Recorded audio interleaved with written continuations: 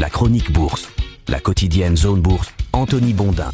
Bonjour tout le monde, bienvenue dans ce point de marché Zone Bourse du mercredi 6 août 2025. Ça s'appelle aujourd'hui Mickey et Ronald pour faire oublier AMD et SMCI. Après une phase un petit peu euphorique qui a duré plusieurs semaines à Wall Street, la bourse se prend à nouveau à douter des conséquences de la politique commerciale agressive des États-Unis. Mais pendant que Washington accroît la pression sur l'Inde, le Brésil ou le Canada, les rumeurs d'une poursuite des discussions avec la Chine et le narratif entourant une possible baisse de taux plus importante que prévu à partir de septembre sont porteurs d'espoir. Le décortiquage de ces 7 premiers mois de l'année boursière montre que l'Europe et les États-Unis sont à peu près au même point en matière de performance boursière, même si les trajets n'ont pas grand-chose à voir. Les valeurs européennes, par exemple, ont brillé en janvier et en février et, il faut bien le dire, n'ont plus fait grand-chose depuis. Les entreprises américaines, elles ont flambé sur mai, juin et juillet après un début d'année extrêmement poussif. Bilan des cours, c'est bien 8,9% de gains dividendes inclus pour le Stoxx Europe 600 en 2025 contre 8,2% pour le S&P 500. Et une interrogation légitime pour la suite de l'année, les actions vont-elles trouver un second souffle ou ployer sous le poids des bouleversements économiques imposés par les États-Unis? Je n'ai pas la réponse malheureusement, sinon je ne me lèverai pas à 4h30 du matin pour vous transmettre les derniers bavardages du monde de la finance. Je serai riche, désagréable et en peignoir avec une coupe de champagne hors de prix à la main dans quelques palaces tropicales. Ce qu'on peut constater quand même en date du 6 août, c'est que les tarifs douaniers sont en train de changer la donne commerciale et possiblement la situation de l'économie américaine. En bien ou en mal, telle est la question. L'administration Trump estime que quoi qu'il se passe à court terme, eh bien c'est un mal pour un bien, mais le président des États-Unis ne peut pas se permettre que ce mal soit trop douloureux ou trop long, ou trop foireux d'ailleurs, puisqu'après tout, ça reste de l'économie, c'est-à-dire la science des trucs qui ne se passent jamais comme prévu. Ce qui est commode, c'est que si la situation dérape trop, eh bien Donald Trump a déjà son bouc émissaire, c'est Jérôme Powell, le président de la Fed, qui n'a pas voulu baisser les taux à ce stade par crainte d'une explosion de l'inflation importée à cause des dits droits de douane. Le marché pense que Jérôme ne pourra pas tenir longtemps sans rien faire, il est même prêt à parier que la prochaine réunion de la Fed en septembre sera marquée par un assouplissement monétaire de façon à éviter que l'économie américaine ne subisse un trop gros contre-coup des politiques mises en place depuis quelques semaines.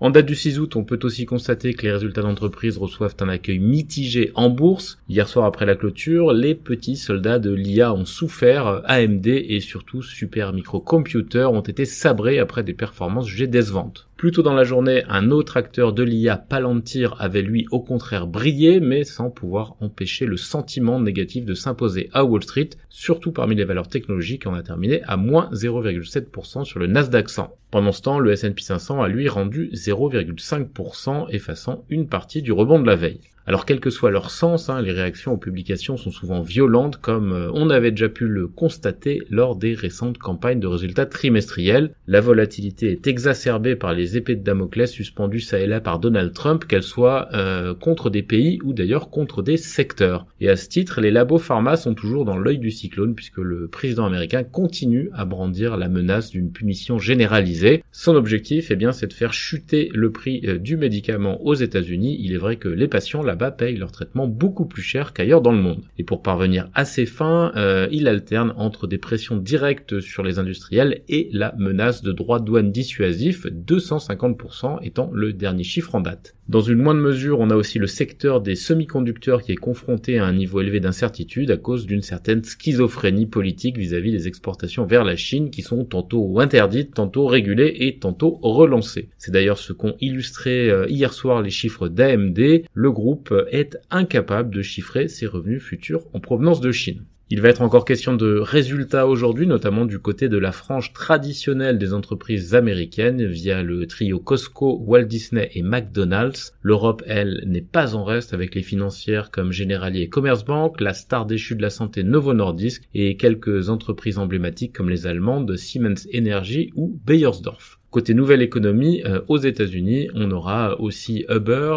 Shopify, Applovin ou encore DoorDash sur les tablettes des résultats du jour. En Asie-Pacifique ce matin, le marché japonais gagne 0,5%. Il est aidé par son secteur automobile sur fond de rumeurs selon lesquelles le compartiment bénéficierait d'un traitement de faveur dans le cadre des relations commerciales futures avec les États-Unis. La Chine, elle, est en légère hausse pendant que la Corée du Sud et l'Inde sont en repli modéré. L'Australie, qui est soutenue par son secteur minier et par la perspective d'une poursuite des négociations sino-américaines, prend 0,8%. L'Europe, pour sa part, est attendue en légère hausse dans les premiers échanges. En ce qui concerne maintenant l'actualité des entreprises, en France, Sanofi a finalisé le rachat de la biotech américaine Vigil Neuroscience pour 470 millions de dollars. Wendel a émis une obligation de 500 millions d'euros à échéance 8 ans à 3,75%. Le tribunal de commerce a homologué les plans de redressement des filiales de Mare Nostrum et Biofitis a décroché un financement obligataire non dilutif d'1 million d'euros. On a aussi quelques publications de mid-cap en France, Neurone, Quamplify ou Catering International Services.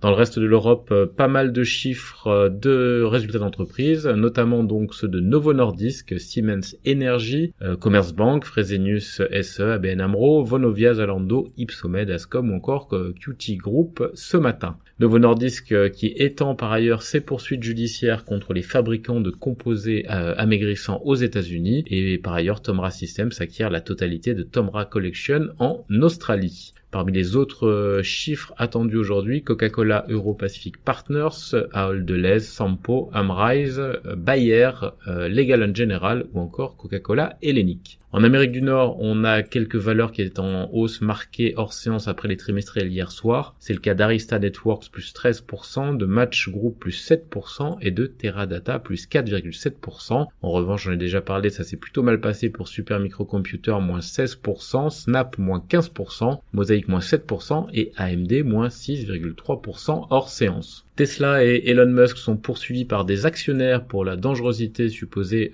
des outils de conduite autonome du groupe. ESPN, la filiale de Walt Disney, va racheter NFL Network et d'autres actifs de la Ligue de foot US en échange d'une participation de 10% dans le réseau sportif. Cathay Pacific va acquérir 14 Boeing B777-9 et OpenAI, qui n'est pas coté, envisage une valorisation de 500 milliards de dollars dans le cadre d'un projet de vente d'actions à ses salariés selon des sources concordantes. Sur l'agenda des publications aux États-Unis, on a donc Costco, Walt Disney, McDonald's, Uber, Shopify, Applovin, DoorDash, Brookfield Asset Management, Thomson Reuters, McKesson, Airbnb, Fortinet, Emerson Electric, CRH, Cencora ou encore MetLife. Ailleurs dans le monde, MRAR maintient ses prévisions pour 2025. Les droits de douane américains n'ont eu pour l'instant qu'un impact relativement limité sur les résultats. On a pas mal de publications de chiffres en Asie-Pacifique, notamment NTT, Egon Information, Honda Motor, Bajaj Auto, Fujifilm, Kao Corp ou encore Rea Group. C'est terminé pour ce point de marché du jour. Je vous souhaite une bonne journée et je vous dis à demain.